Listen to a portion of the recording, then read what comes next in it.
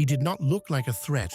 No weapon in his hands, no raised voice, just a polite request for help and a smile that disarmed suspicion.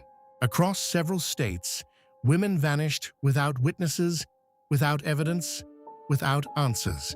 The pattern was there, but it took years to see it clearly. How does someone commit repeated violence in plain sight and remain unseen for so long? In the 1970s, the United States was unprepared for a particular kind of criminal, one who did not fit expectations. This case would permanently alter how law enforcement, psychologists, and the public understood serial violence. The crimes unfolded across state lines, challenging communication between agencies at a time when shared databases did not exist. Investigators were forced to pursue a suspect who blended seamlessly into everyday life. This documentary is not about notoriety.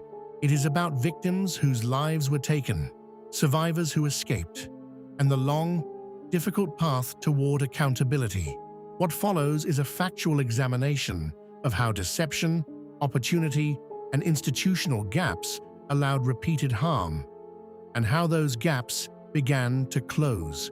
Born in 1946, the man later identified as the perpetrator grew up amid instability and secrecy surrounding his early family history. He performed well academically, attended college, and maintained romantic relationships. To those who knew him casually, he appeared organized, intelligent, and socially capable. There were no obvious signs of violent behavior during his youth. However, later interviews and documented accounts describe a growing pattern of manipulation, dishonesty, and a fixation on control. These behaviors, while not predictive on their own, would later take on new meaning in hindsight. Investigators and psychologists caution against simple explanations. There is no single cause, no moment where violence becomes inevitable. What mattered most was not who he appeared to be, but what he learned he could get away with. The victims were young women, students, daughters, friends, each with a distinct life, ambitions, and future. The method relied on approachability. Feigning injury or requesting assistance, the perpetrator exploited empathy and trust, particularly in public places where danger felt unlikely. Disappearances occurred near campuses, libraries, and busy streets. At first, they seemed unconnected. Then patterns emerged. Witnesses described a man using the same first name. Similar vehicles were reported.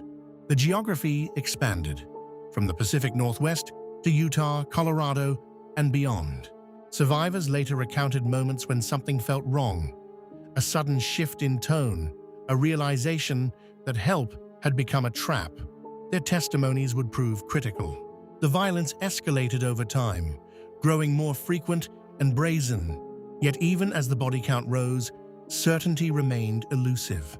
Each victim was not part of a narrative. They were individuals, lost in separate moments, united only by circumstance. Law enforcement faced unprecedented challenges. Agencies worked within their own jurisdictions, often unaware that similar cases were unfolding elsewhere. Descriptions were vague. Evidence was scarce. Eyewitness accounts were inconsistent. Detectives relied on tips, many from civilians, and slowly began linking cases through behavioral similarities. This approach, still developing at the time, would later become foundational to criminal profiling. Missed opportunities were inevitable. Traffic stops that ended without cause.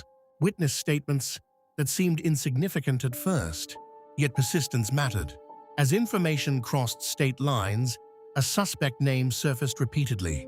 What followed was one of the most complex manhunts of the decade. The first arrest did not end the violence. The suspect escaped custody twice, exploiting gaps in supervision and legal procedure. Each escape renewed public fear and intensified scrutiny of the justice system. During the trials, he chose to represent himself, a decision that ensured constant media attention. Courtroom proceedings became tense, emotionally charged, and deeply painful for victims' families. Prosecutors focused on physical evidence, survivor testimony, and patterns of behavior. The defense emphasized doubt and procedural challenges. Ultimately, juries returned guilty verdicts. Justice, though delayed and imperfect, began to take shape. Sentenced to death, the execution was carried out in 1989. For families, it did not bring closure, only an end to legal proceedings. Grief did not conclude with a sentence. The case forced lasting changes, improved interagency cooperation, greater understanding of offender behavior, public awareness that danger does not always announce itself. Criminal profiling, once experimental, became institutionalized. The cost of these lessons was measured in lives. This story is not about fascination. It is about accountability and remembrance. The victims are not footnotes to a criminal history. They are the reason. This history must be told carefully, truthfully, and without spectacle. When violence hides behind familiarity, vigilance matters.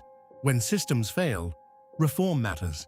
And when we remember, we do so not to elevate the perpetrator, but to honor those who were taken and those who survived. If you're drawn to the truth behind the headlines, you're in the right place. This is CSV Crime Story Vault. Subscribe to the channel and turn on notifications so you never miss a new case. If this story moved you, disturbed you, or made you think, hit like and leave a comment below. And for exclusive updates, behind-the-scenes content, and more real crime stories, follow us on Instagram, Facebook, and TikTok, Crime Story Vault 25.